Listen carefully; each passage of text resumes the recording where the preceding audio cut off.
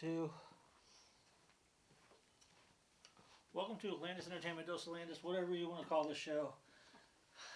Man, I'm beat and tired and sore, but again, that's nobody cares about my sympathy. But my guest this evening is Amac. How's it going, man? Good. How are you? I've already said. You're tired. Thanks for your dedication to this entertainment, and thanks for interviewing me. Trying, man. I've been doing it for going on 29 years. October 15th. Man. Started at 14, now I'm 41. Go figure. But this isn't about me, this is about you. So, I first met you through Charles Osborne. What's up, bro? We need to all get together, me, you, and Paul, and Amac, and non-produced through me. Somebody else produced it, and we all get together and do a reunion type of sort. But I will not host or produce it. Somebody else will. But anyways, I think that'd be kind of cool. But thanks to you, Chuck Osborne. That's how I met this guy. He came to one of my anniversary shows. It was the drinking contest. I just don't remember. You guys had a bunch of beer bottles. Yes. But I don't remember. It was some professional wrestlers, I think. Yeah, I had a couple professional wrestlers, and I had Patty Hunter, and then, yeah, it was just a crazy night, and, man, I got so messed up on live TV, but thanks to the library for letting us use it. But again, like I said, this is about me, but that's how me and him connected. I think I met him once through Crystal C-Note, and that was through Backstage Pass, but for some reason she didn't want me working with you guys. I don't care, it's done and over with. But anyways, again, like I said, I'm not going to get into a whole detail about that. Again, like I said, that's cool. I've been doing this way longer than you have, but I'm just going to leave it at that. But, like I said, I have no hate toward her or anything, trust me. But anyways, you've been doing all kinds of things. I mean, you went from music, you helped Kid Dash, co-produce or put together stuff, and then you were working on music, and you're just doing all kinds of things. What are you up to nowadays? Well, I actually just made my comeback to music in the past couple of weeks. Started just getting the feeling like maybe I should get back into music, and then a couple of friends were like, hey, you should try to be creative again because it seemed like you were more alive then. And then Tyson James put out this Bodies Challenge, and I was like, there's my chance. I don't have any beats right now. I don't have any music, don't have any recording equipment, but here's some instrumentals that I can record a verse to. And so I went to Logical Studio, Greenhouse Records or Greenhouse Music, and recorded that verse and submitted it. It'll be part of a challenge. Like he'll pick a winner from people voting on YouTube, and I'm gonna be on one of the batches there and hoping to move through that tournament. Yeah, that's crazy. I didn't think that. I didn't know that you rapped. Seriously, I didn't know that. I just known you the guy that was sitting there helping Kid Dash and then when Crystal out was doing behind the scenes stuff. But I didn't know that you rapped until then. I'm like, yeah, for the last 10 years or so, I didn't do anything with music, but I had produced an album before called Behold the Light, and this year I'm actually doing a 10th anniversary release of that. And so a lot of people that know me today don't know that music, and so it'll be some previous music from me to a new audience. So it'll be like a relaunch, but something brand new and to people that's never listened to it before. Yep. Plus, there's gonna be some remastered stuff. There's gonna be some bonus tracks, and so even if you did get it back in 2000 whatever, it'll be brand new to you. Wow, I didn't even know about this, and I talk to this guy almost daily, so it's crazy. So what made you decide to get back into music? Because again, like so we all have passion for all certain things. I know music is great. I wish I could make it, but what made you decide, hey, I want to come back to this? Well, I kind of felt like I was infected. Like I went to the DJ Paul, Stevie Stone show that was in Constantine, Michigan. They also performed in, I think, Joliet, Illinois, and Fort Wayne, Indiana. I went to that show, and I was like, I was just treated with so much respect by Rocky Blanco and Will Brown and Steve Turner and all these different people, and I was like, this feels really good, and I miss being on that stage. And so I wrote that verse, and I felt pretty good about it. I've gotten a lot of really good feedback about it. And then I was like, I could really release this album, hopefully getting access to some old instrumentals and lyrics that I wrote, and also start creating some new stuff. So I should have quite a bit of music coming out in the next year or so. You guys better listen and watch this guy. I mean, this guy's everywhere. Not only that, but you wrote a book as well. Again, like I said, you done through different venues. I mean, like I said, you helped Kid Dash with getting creative stuff with being like a manager type, wasn't you? Yeah, I was kind of his artist relations manager, but I helped produce his Heartless video that you starred in.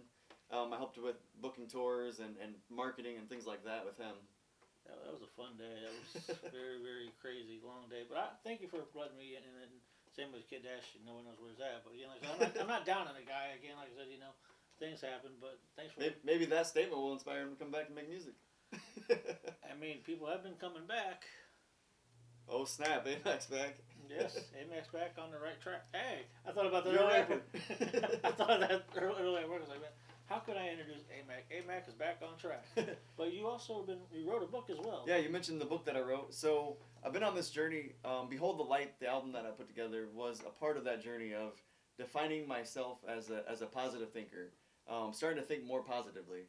And so I've read a lot of books and I've done a lot of studying. And so from those studies, I put together this book called Soar Higher, the simple 7-step process to overcoming every limiting belief. And so limiting beliefs are something that are internal, that are kind of subconscious, that hold you back. And I had several of those that dealt with my self-esteem. And the process that I go through in this book really helped me overcome that. I put a lot of different stories in there. You can learn about Alfred Nobel, the Nobel Peace Prize.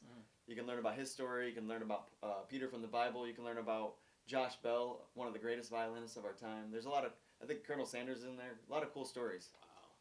Yeah, I've got a copy of the book. I haven't read it yet, but check it out. Trust me, I got it, and It looks good on a shelf. But no, I'm gonna get to reading it. But again, I said appreciate it. Like I said, man, he's also inspiring. I notice he let me like, hey, you're really good at what you do. Keep doing what you're doing, and you do that to a lot of people. I notice that. Like Kyle Nerf or whatever his name was. Nerf, that's Neff, yeah. Neff, sorry, no disrespect.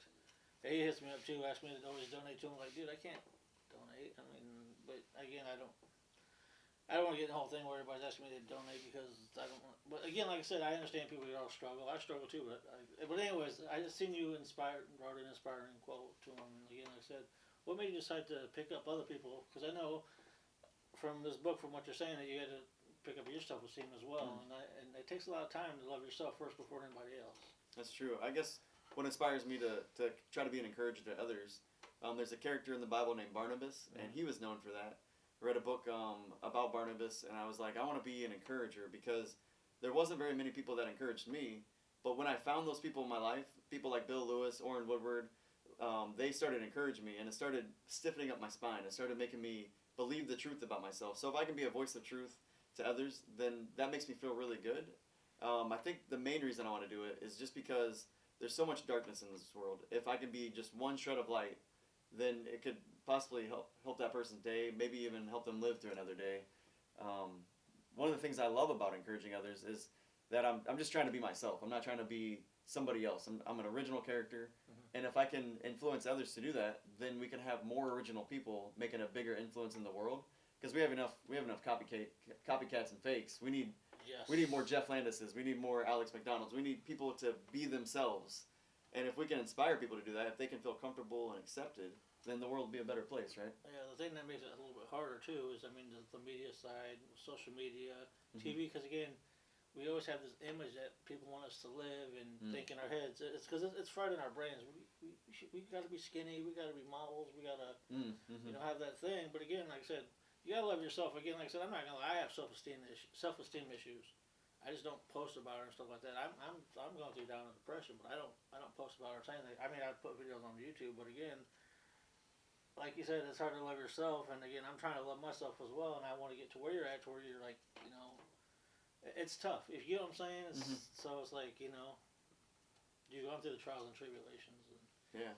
You want to relate to everybody else. Sorry, I'm not trying to get emotional about this stuff. I love it. It makes me think of the story of Lucille Ball. She was trying to break into Hollywood, and she noticed all the actresses were beautiful. They were in really good shape.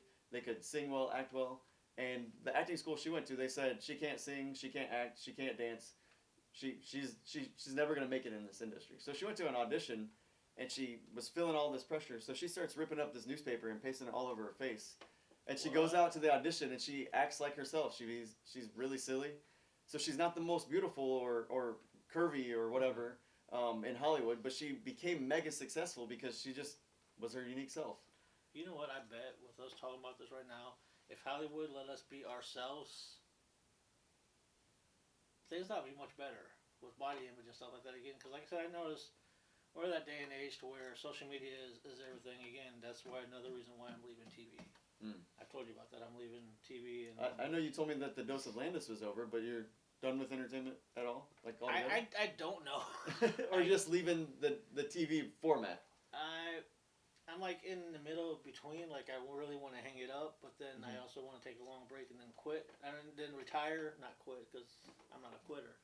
But then I also want to get away from this because I want to start making money from doing TV. I mean, for the past couple of days, I've been making at least something. But I just, I don't know.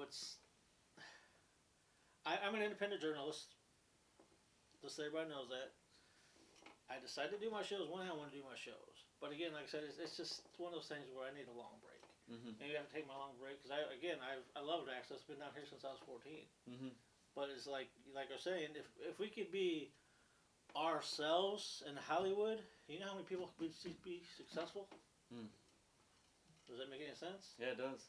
Nowadays, like I said, it's all about the whole TikTok and stuff like that, the Facebook Reels and everything like that. And it's tough to move it, you know what I mean? But I also know that you're really successful on Reels and stuff like that too. Yeah, surprisingly, I have gotten quite a few plays on the Reels.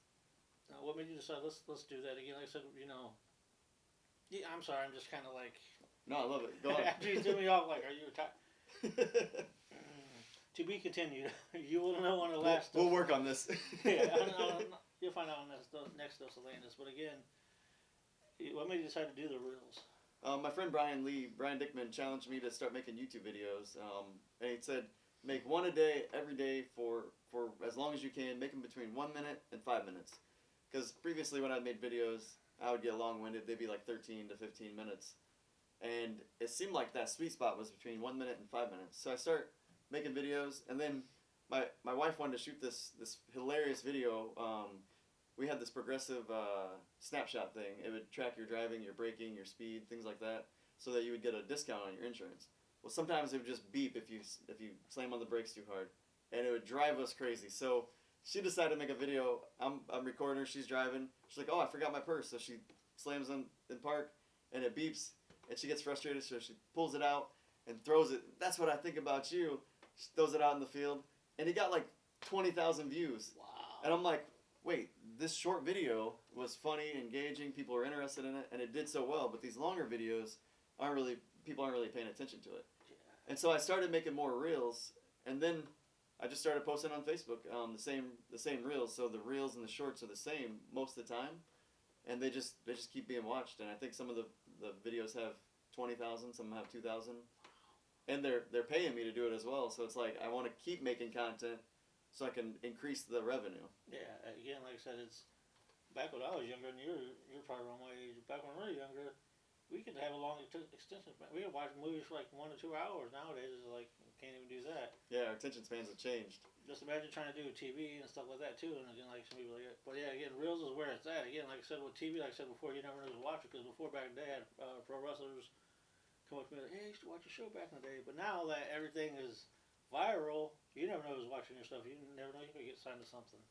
Yeah, the main reason I'm doing the videos is because I want to put out helpful information. I want to put out inspiring things, and sometimes that's hard in 90 seconds. So definitely check out the longer videos. Definitely check out the book and the album, because it's all geared towards the same mindset, and that's success living.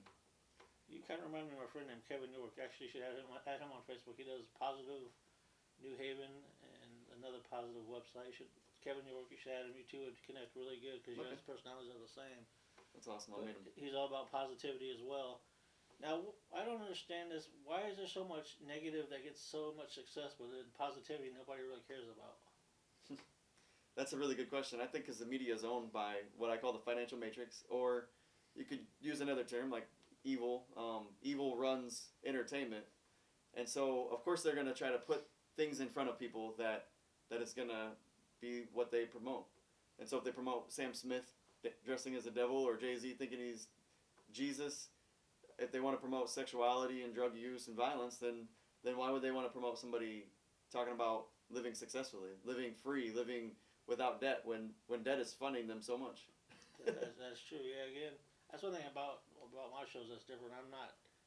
Nobody's telling me what to do. I believe in everybody should have their own freedom of speech to say what they want to feel. That's why I said when I have my guest on, you're in my house. You have whatever you want to say, you can say it. No limits, nothing like that. Yeah. Because again, this is my house, and say what you want. Yeah, that's good, because I was thinking about the Bodies track that we're going to premiere today, and I was like, this is a pretty controversial song, and I don't know that the library would be okay with it. But Jeff Landis, this is Landis Entertainment, and he has no filter. Like I'm proud to put this information out there, so that more people can be aware of what's going on. I've known. I've never had to feel. I mean, I had back in the day when they told me to put a warning on my shows, but I'm on after 10 o'clock. Or like I said, on my YouTube channel, Landis Entertainment Network. What's your information for your YouTube? Get a hold of you and stuff like that. Oh, the YouTube seems kind of hard to find people. The handle is at OBobMac, OHBOBMAC. But I found if I search Alex McDonald free cereal, my first video comes up, and so that's a good way to find me. I think Alex McDonald, MacDonald, and then on Facebook it's just Alex McDonald. Yeah, look him up. He's got some good stuff. You also are inspiring from another group of people as well. What made you do that as well? Oh, the Starfish platform? Yes. Can we talk about that? Definitely, please. Okay. Yeah, I didn't know because I know we talked about it before. I didn't know if there was any limits to that or not. Nope. Have at it. Okay, so you recently subscribed to the Starfish platform, and it's a platform for the people in which we are rewarded with cashback and profits on everything we're buying anyways. So today I went to Advance Auto and got some brakes, paid through the Starfish platform, and I got instant cashback. And so Amazon, Walmart, Target, Kroger, Apple, all kinds of places are on there, 500 places. And the whole point of this